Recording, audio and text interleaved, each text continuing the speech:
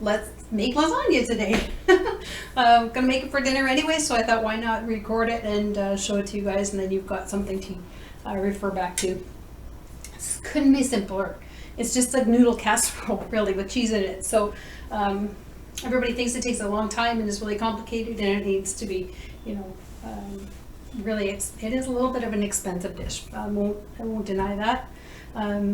Just because some of the cheeses and that, anytime you add cheese to a dish, you add some cost, but for the most part, you can make a pan of lasagna, and I have a big lasagna pan that I use. So today's recipe will make one big pan of lasagna, about that size. This is an 11 by 15 pan, but you could easily do two servings, like 2 individual dishes, cook one for dinner and put one in the freezer for later.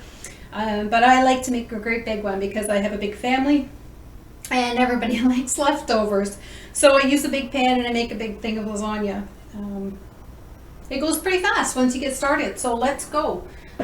All the ingredients will be on the website, Mishy's Kitchen. I'll have the recipe and ingredients all listed there for you. I'll post a copy of this video there as well. But I'm going to show you how. So we start with our pot here. The first thing we want to do is we want to start with some celery, garlic, did I say celery? Onions, garlic, celery, and a little bit of olive oil. And we want to get these caramelized up nice. Make sure this pot is getting nice and warm. This is induction, so it happens very quickly. Little drizzle of olive oil. You don't need tons. There's going to be some fat that comes through when we add in the sausage, because we're going to do a sausage casserole. So we want to just use as much oil as you need to keep the ingredients from sticking to the bottom of the pan. Just give that a second to heat up there. And I'll switch over to this pan so you can see what's happening in there as we go along. In go the onions, get them started. I like to keep my ingredients fairly finely minced when it comes to, like, fairly finely diced when it comes to making the sauce, because that's essentially what we're doing at this point, is making the sauce for the lasagna. And I find that the lasagna sticks together better if you have small pieces. So I dice my onions fairly small, and I dice my celery fairly small as well. We just want to get a little bit of color and translucency on those onions before we add in the celery. A really good spaghetti sauce or pasta sauce is really about building flavors. So we want to start slow. We want to get some flavor in those onions. The other thing you want to make sure you're doing as you go along is salting and pepper. So just a little pinch, and that's why we keep a little pinch bowl there, so we can really regulate how much salt we're using. It's easier to see when you're pinching it than it is with a shaker.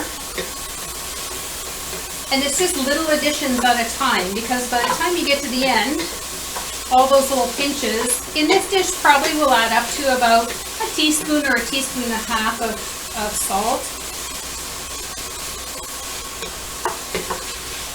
And I think that probably when it comes to making any kind of homemade dish, I think that lack of salt is the #1 mistake that people make at home, is because we're afraid of sodium. Well, I can tell you that any recipe you make at home with actual salt has way less sodium than any takeout meal or prepared meal you're getting at the grocery store, any prepackaged, ready to cook items.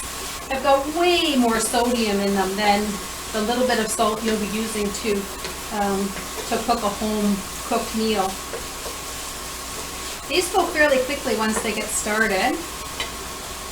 And I'm going to add in now my garlic. I've got some color starting on those onions there. I'm going to add in my garlic. And that's 4 cloves of garlic. Garlic loves tomatoes. Tomatoes love garlic. It was like a match made in heaven. So I'm pretty heavy with the garlic in this recipe, but I'm making a big pan too. So 4 cloves I've got there, minced fairly fine. Now we want to be careful that we're not burning the garlic.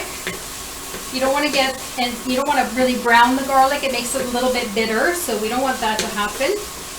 I'm going to turn my heat down just a little bit here, just so that I can monitor that.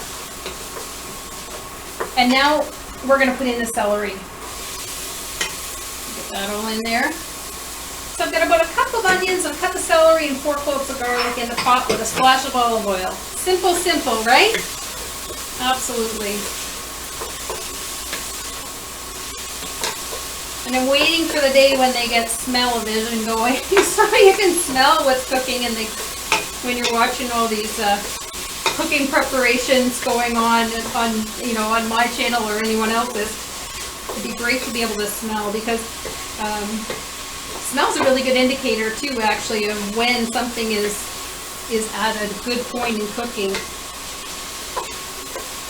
You put a chicken in the oven and you can't smell it until it's starting to, really be to the point of being cooked.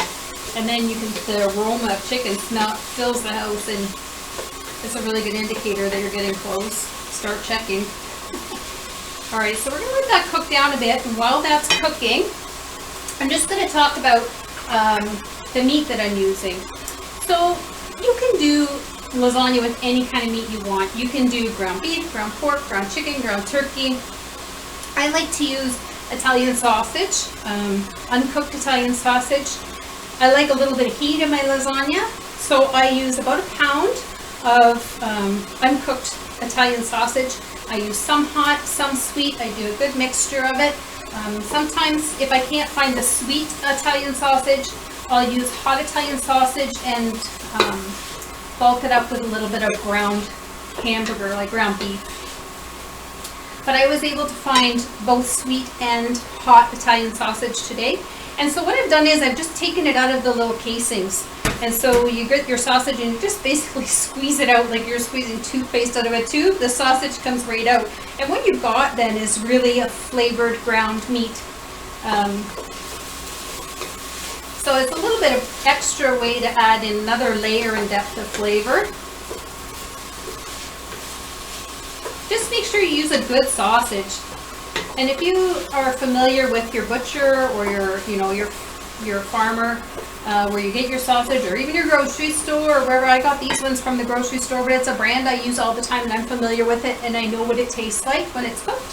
So know what your things taste like before you put them in your dish. It'll help you to end up with a really great finished product. Now I want to brown the sausage, so I'm going to do a little bit of a transfer here, and I'm going to take the onions and celery out of that pot.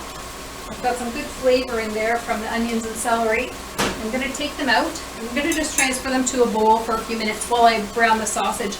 If I put the sausage in here with the onions and the celery, I'm not going to get quite the browning that I want, just because of the moisture from the sausage or from the onions and the celery are going to kind of get in the way a little bit. So I'm going to take these out, and that also doesn't beep at us. I'm just going to transfer them to a bowl here. If there's some still in the pot, no worries, but get the bulk of it out. Just helps to get a little bit better browning on that sausage. There we go.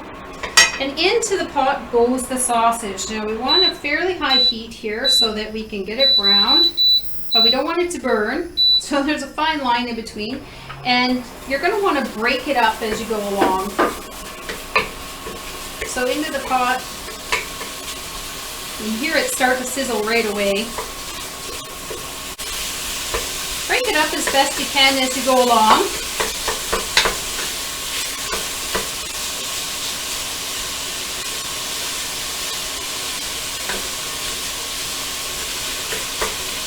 There we go.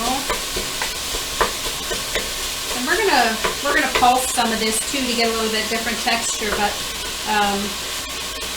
let it sit now, because it's not going to brown if it doesn't stay in contact with the heat for a few seconds. So let it sit, let it brown a little bit, give it a stir, let it brown again.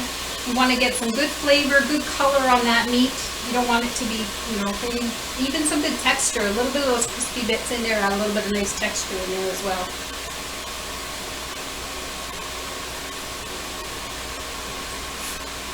And I'm just going to add a little bit of salt in there as well. Just a little pinch. Let's give it a stir.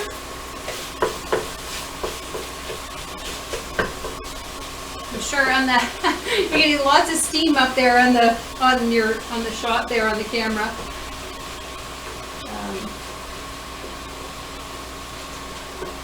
Hopefully you'll be able to see some of those little brownie bits in there too in a minute.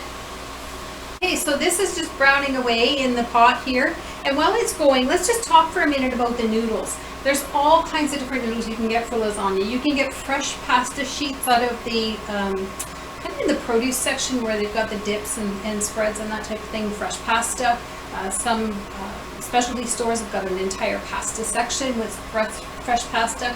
You can get fresh pasta sheets, you can get lasagna fresh, you can get dry packaged lasagna, and that's what I'm using today because that is probably what everybody's going to be able to have very close at hand and easily accessible. And let's face it, I mean, in a perfect world, you could make everything from scratch, your pasta and everything. And I've done that, and absolutely, it's worth the effort, believe me, it really is. But for convenience sake and for busy families, there's nothing like this dried pasta, works perfectly fine. You can get the oven ready kind. That's what I usually get, is the oven ready kind, because I want it to go fast and quick. You can really use the other pasta as well, with a little bit more water in your sauce, or a little bit more liquid in your sauce.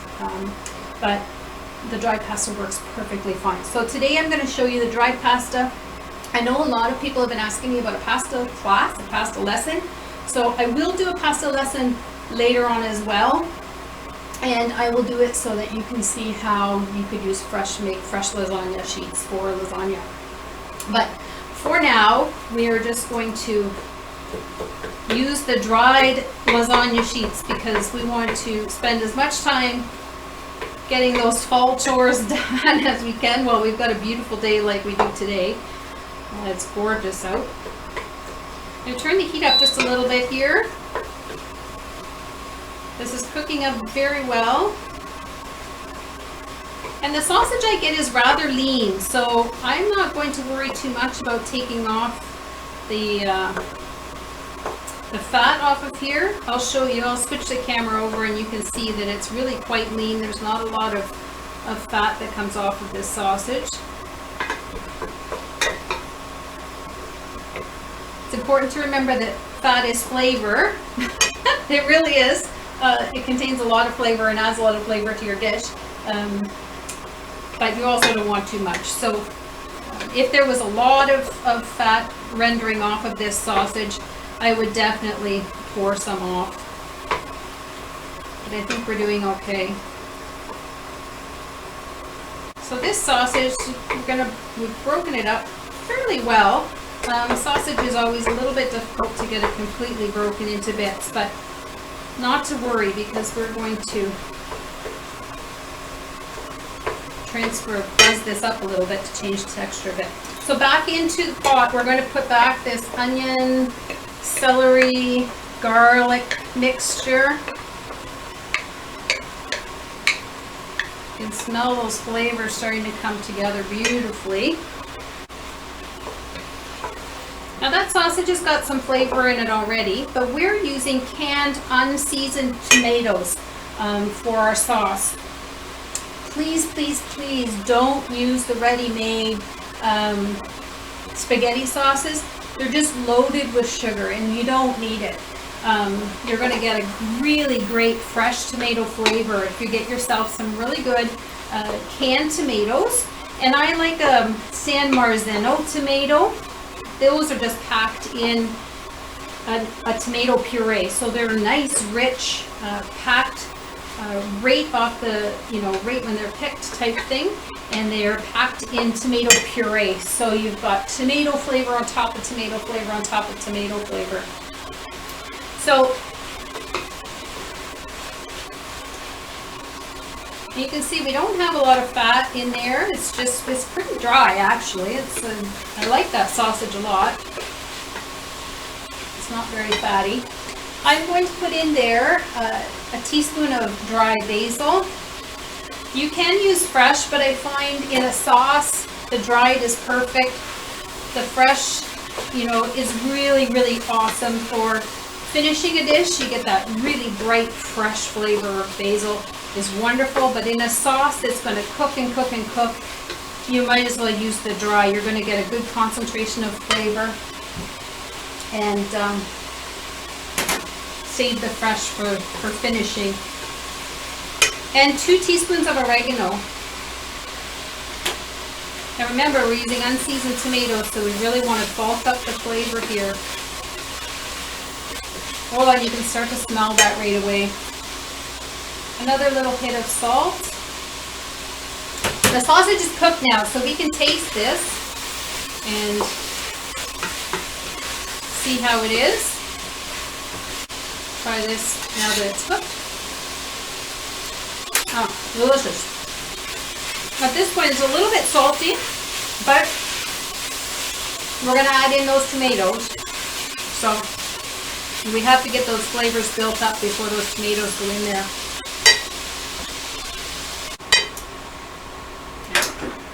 These are the tomatoes I was talking about.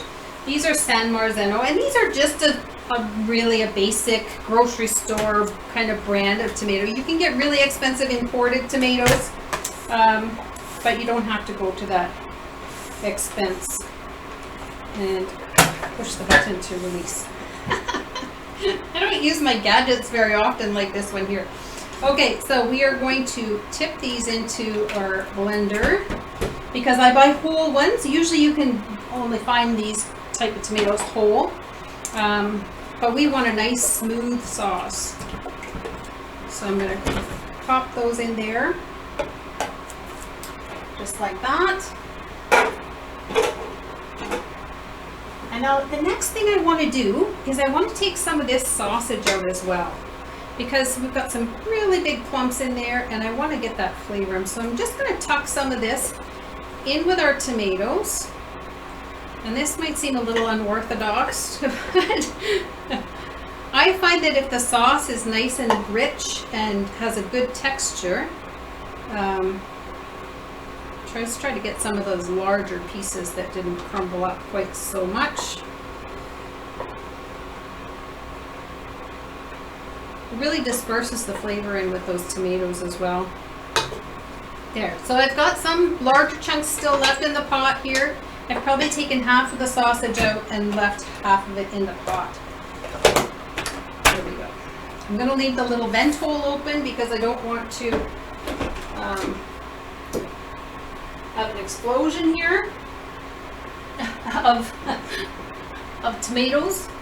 But I am going to cover with a little towel there just in case. And we're just going to give them a little buzz.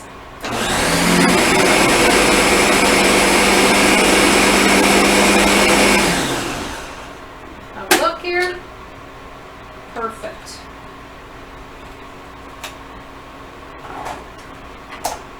Off they come. And all that's going into the pot. Beautiful. You make a few dishes when you're making lasagna. I'm not going to lie about that. That's definitely a thing. There's dishes involved when it comes to lasagna. So, look at that. This is a beautiful sauce, and you can use this for lasagna. You can use it for spaghetti. You know, any kind of dish that you want tomato sauce for.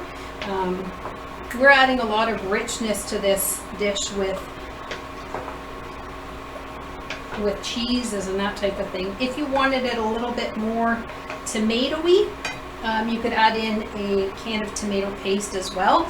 But I find that there's so much richness with the cheese in this dish that I like the sauce to be kind of light. Very flavorful, but light. So I'm going to turn the heat up a little bit. We want this to reduce down a little bit. Starting to bubble away there. Little taste. Wonderful. I think we'll let it cook down a little bit, and then I might adjust with a little bit more salt. But I think for the most part, we've got some good flavor in there. So we're gonna let this cook down, and while that's happening, we're gonna make the cheese layer.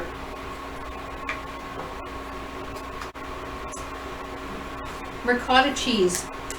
You can get light, you can get regular. I think if you're going to go and eat lasagna, you might as well go all in. So I don't think that lasagna is the place to try to save calories, or I think why bother? You're eating the pasta and the cheese and everything else. Going for light ricotta is not going to make a whole lot of difference. All in or nothing. That's what we say in my house. About lots of things. We don't do anything halfway. It's all in or nothing. So, full fat ricotta. Ricotta is a little bit of a grainy cheese. If you want to make a really thick ricotta, you can always drain it sometimes in a little bit of cheesecloth and get some of that additional liquid out, but we're going to use some eggs in this dish, so it will firm it up a bit. So ricotta cheese, and then I've got good old mozzarella cheese, and don't bother getting the light mozzarella cheese. It's not going to melt the same way. You really want that gooey cheesiness. So ricotta cheese and mozzarella cheese, those go mixed together.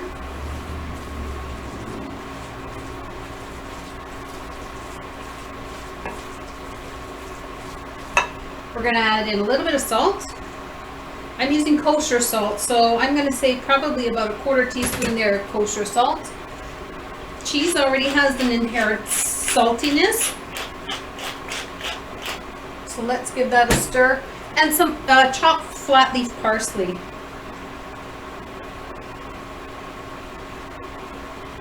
I like the extra little flavor. I like the way it looks with the parsley and the cheese. I think it adds a nice little pop of color in what otherwise looks like a sea of white in the middle of the lasagna. So I like the parsley in there. I think it's a nice little boost.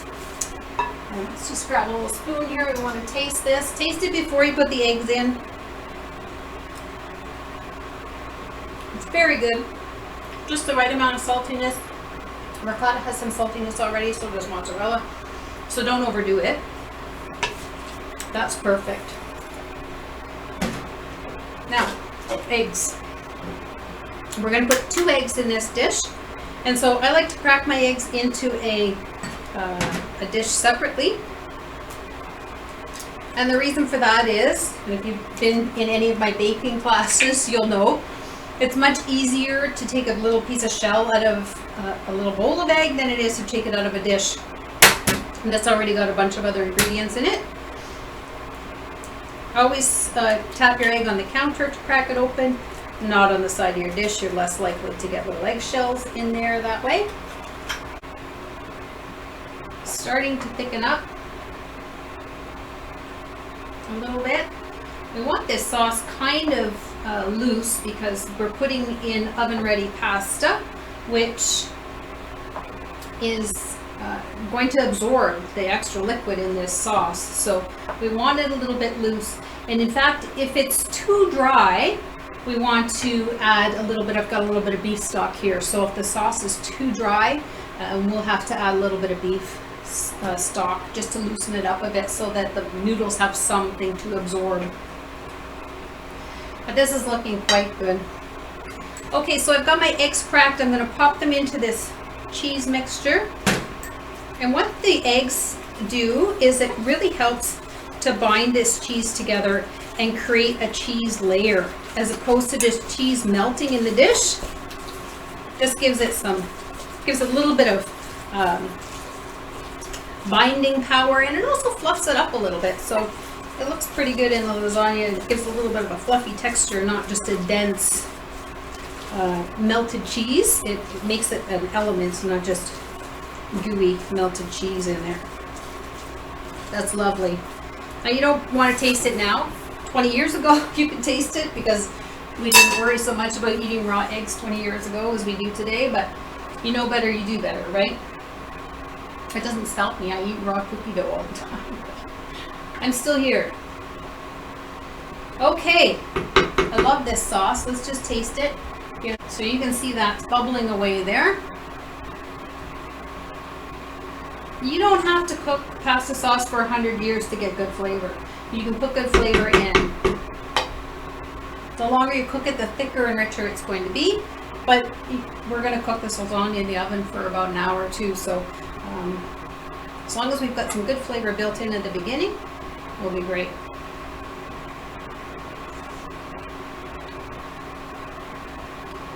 That's really nice.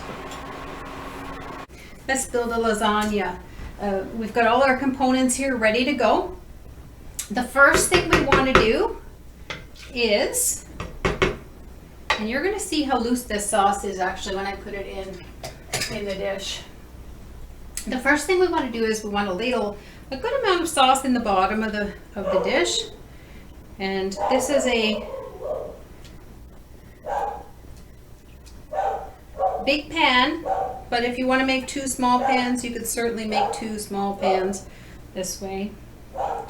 So we want just enough sauce to cover the bottom, and I always like to just give it a nice shake so we got nice evenness across there. And we want to take these noodles and we want to lay them in. And so I kind of use a little bit of a pattern, and sometimes you get those pieces of sausage in there that are a little bit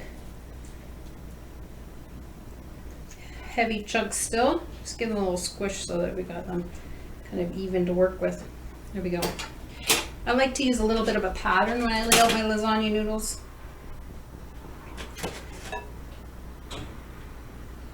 If you're using a 9x13 pan, these noodles will fit exactly. Boop, boop, boop, boop, boop.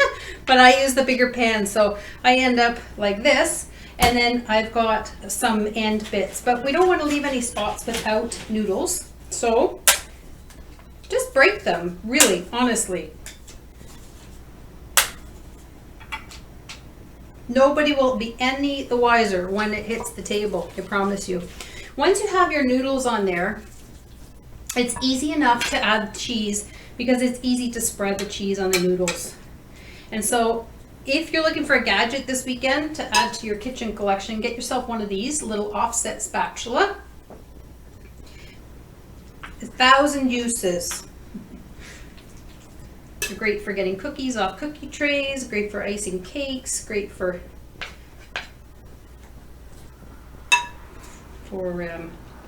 spreading things out. And I want to put about half the cheese in this layer. So I'm going to do 2 layers of this cheese. Just use your offset spatula. The nice thing about the offset spatula is that it gets right into the pan with that angle. Don't worry if you've got a few little holes, it's okay. Everything's going to come together in the end. Turn your pan around, don't fight it. If it's easier to turn the pan around to get to the other side, do it. Put your fingers in there if it helps. But an offset spatula is pretty good. If you don't have an offset spatula, the easiest way to do this is with the back of a spoon. And so you can, you kind of get in there, and either way. But I like my offset spatula. Works good for me. There we go. Okay, next we're going to put another layer of sauce in there.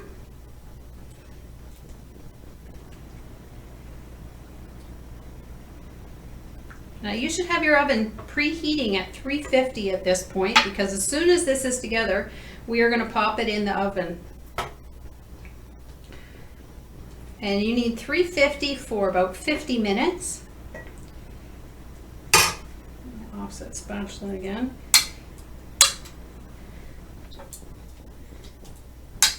The more even that you make things as you go along here, the nicer it's going to look when it's all done, the nicer it's going to, every bite will taste relatively the same. There you go. And now, another layer of pasta.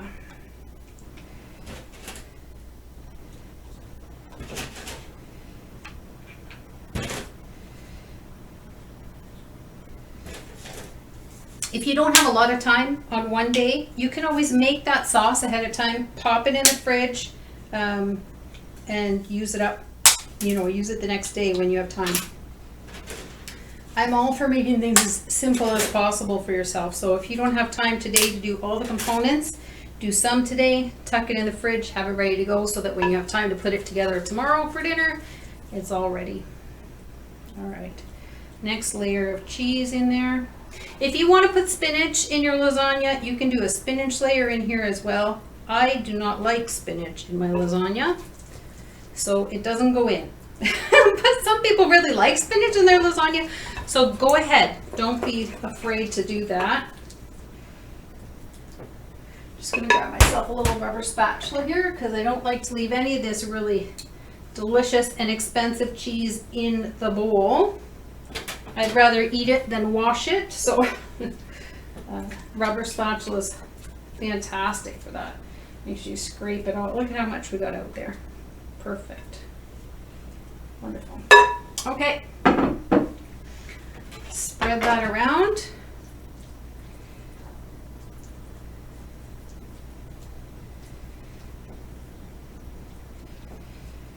And take your time to do it. It's not a rush to get it done. I'm going a little bit quickly here because I know you don't want to spend all your time watching me cook. You want to spend your time putting together a lasagna. So there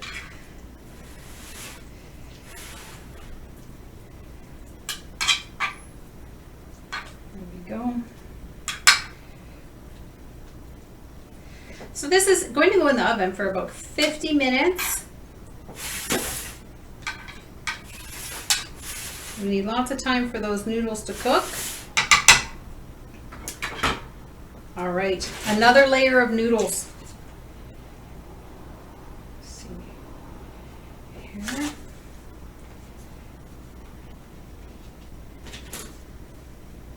I find that I have just about the right amount of noodles when I do a dish like this size.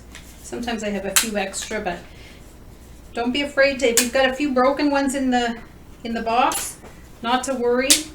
They work too. Just pop them in there, fill in the gaps.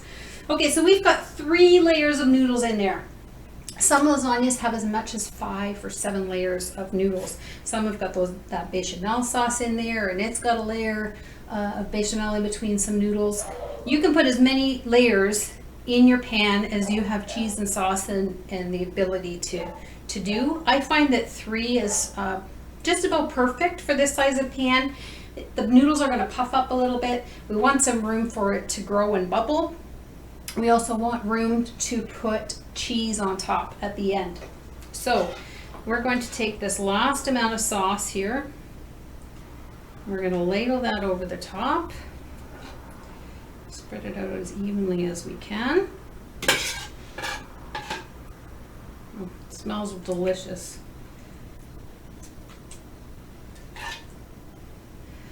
The nice thing about lasagna is if you have time on, Saturday afternoon to make up a few, you can make them up and tuck them into the freezer and bake them when you have time to bake them. You need to add a little bit of extra cooking time, but they're basically ready to go. You can bake them from this point, you can freeze them from this point, or you can freeze them after they're cooked.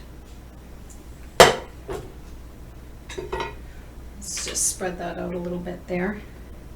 But also, if you have time on Saturday to make the lasagna and you want to eat it on Sunday, that's fine. Just make it up, stick it in the fridge, and let it come out for about half an hour to a little bit warm up to a little bit more of a room temperature before you stick it in the oven. I'm tripping over my own words here today. Boy, oh boy. You don't want to take it right out of the fridge and stick it in the oven. Anytime you're putting something into the oven from refrigeration, you always want to give it about 20 minutes, half an hour to warm up a little bit before you pop it into the hot oven. Okay, so that's lasagna. And I know you're looking at it and saying, Michelle, it doesn't look like lasagna. It looks like, it's sauce and that's it. What we're going to do is we're going to put it into the oven, but we're going to cover it with tin foil. And so for the first 50 minutes, I want you to bake it just like this, covered in tin foil for 50 minutes. At the end of 50 minutes, I want you to take it out of the oven, remove the tin foil. I want you to put on a generous helping of mozzarella cheese, and I want you to put it back in the oven without any tin foil, just in the oven with just the cheese on top. It's going to continue baking a little bit longer. The cheese is going to get melty and a little bit bubbly on the top. Perfect. At the end of 15 minutes, I want you to take it out of the oven, and I want you to, I know you've been asking, where's the Parmesan cheese? This is not lasagna, this is Parmesan cheese.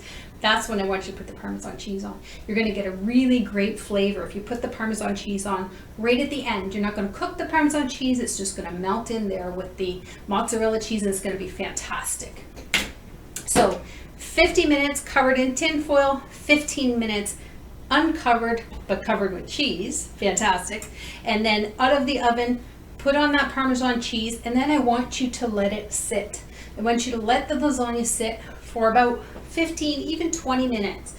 There's so much heat in there, it's going to hold. It's not going to turn cold on you, I promise.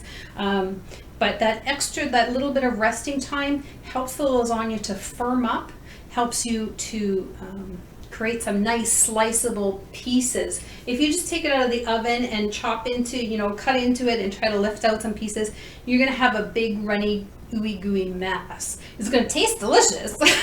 Trust me, it's gonna taste fantastic. Serve it with bread. Even if you screw it up, it's gonna taste delicious if you serve anything with really good bread. But if you let it sit for that 15 or 20 minutes, when it comes out of the oven, it firms up nice. You can make nice slices, and you can do a nice presentation on the at the table.